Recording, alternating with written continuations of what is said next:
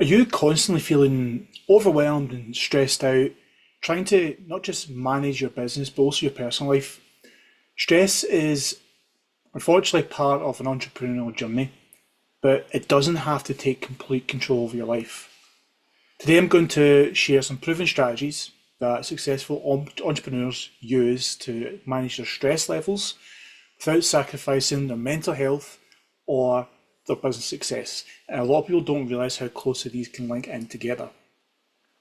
So, entrepreneurs are constantly balancing really high pressure decisions.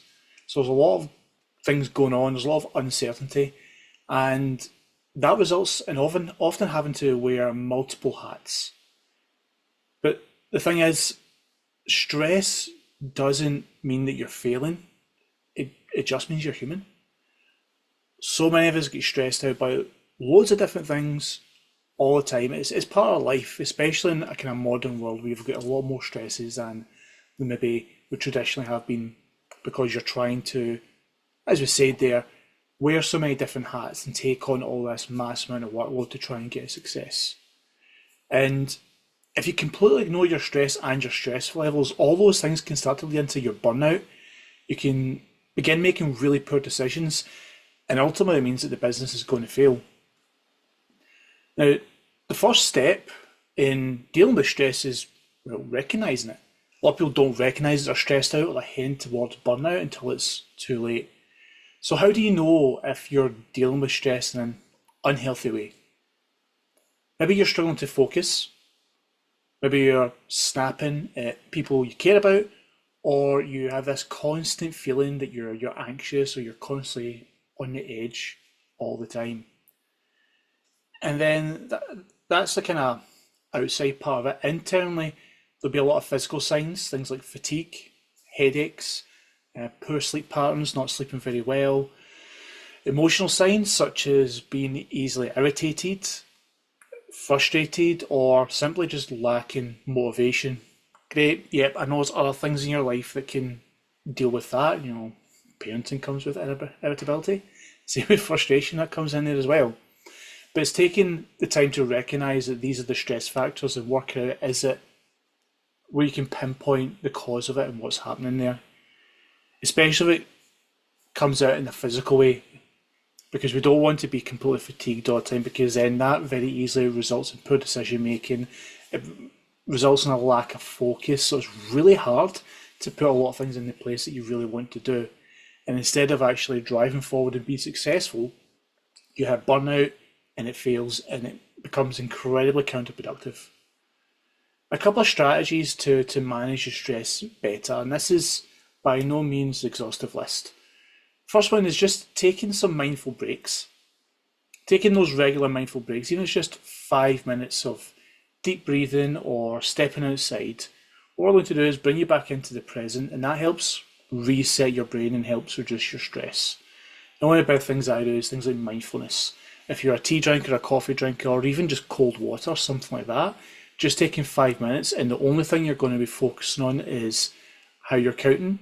So you breathe in for 1, 2, 3, 4, hold for 1, 2, 3, 4, out 1, 2, 3, 4, hold 1, 2, 3, 4.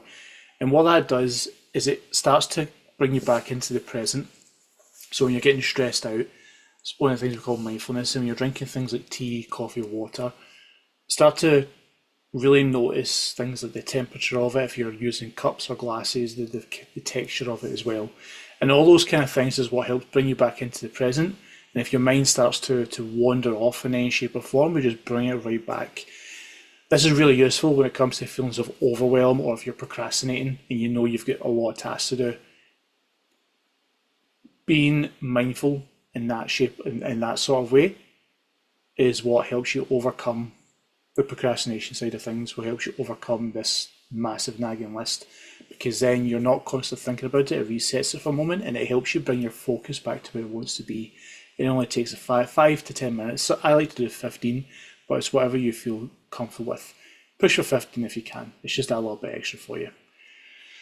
Another strategy is time blocking.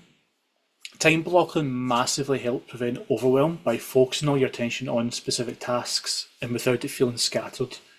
So making sure you're working to a calendar, create your time blocks of when you want to do your tasks and then block that time out. But where a lot of people fall down when it comes to time blocking is they'll just put in all the tasks they want to achieve and they completely forget out the rest time and personal time. Put in your personal time and your rest time first. The time you're looking to sleep, put those in there. The time you're looking to spend with family, put those in there. The times for hobbies, you put them in there.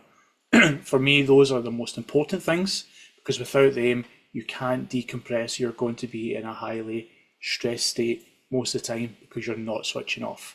So if you put those tasks in first before you add in your business related tasks. And this is a difficult one for a lot of people, but you have to delegate. Accept that you don't have to do everything for yourself. And a lot of people struggle to let go of that. And they find it really difficult to delegate tasks.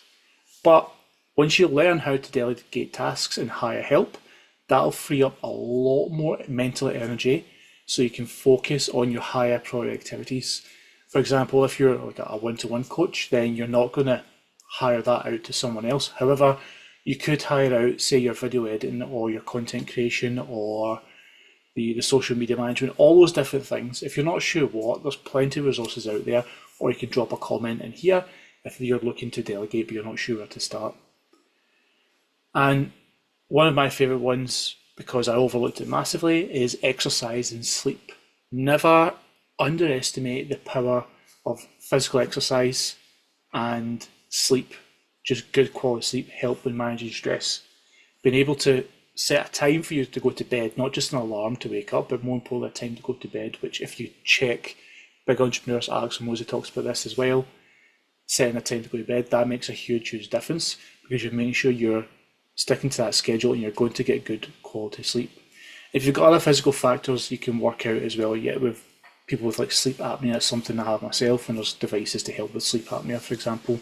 But good quality sleep is massively important. And physical exercise. Physical exercise is incredibly fantastic for mental well-being. You don't have to be 5-6 times a week at the gym smashing weights and doing all the cardio, but something for 30 minutes a day just to get your body moving helps massively with just giving you a little bit of clarity and some better, clearer thinking.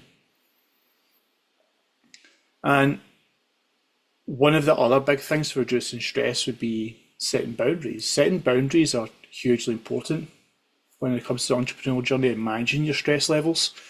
Setting those boundaries with your work and your personal time and making sure you stick to it. So don't be sitting up all night answering emails. Start to create and carve out the time that is completely free of work so you can recharge.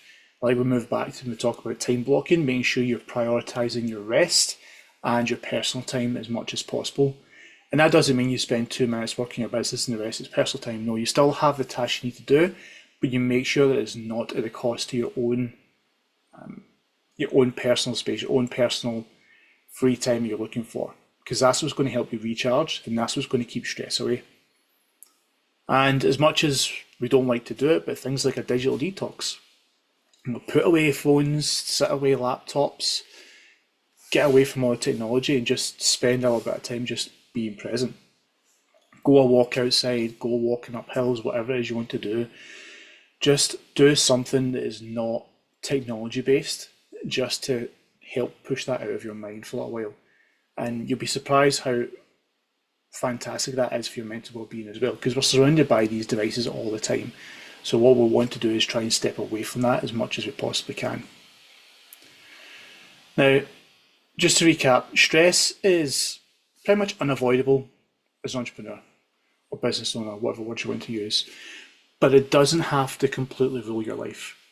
By implementing some of those strategies, mindful breaks, time blocking, delegating work, exercise, and having very clear boundaries, it can help you stay mentally sharp and avoid the burnout. You're going to have stressful times, but if you're someone who is stressed and it rises and rises, but then you're always replenishing, or as I like to say, emptying the bucket.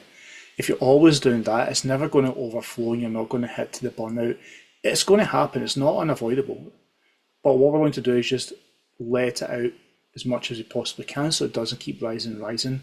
Whereas if you're not doing that, your stress level is going to go up and up and up, and you're going to hit your tipping point. So we want to avoid that. That's avoidable, and that's what we want to do. If you found these tips helpful, hit the like and subscribe for more content on how to manage stress, build your mental resilience, and grow your business. If you want to check out the school community, I'll leave a link to it down below where I go into this on a much bigger basis. You can check out some free courses and free resources. And also, if you could, let me know in the comments, what's your biggest stress trigger in business and what do you do to handle it? And if you can handle it, what are you going to do to handle it in future? Which of these techniques? Thanks so much for joining me, and I'll catch you again next week.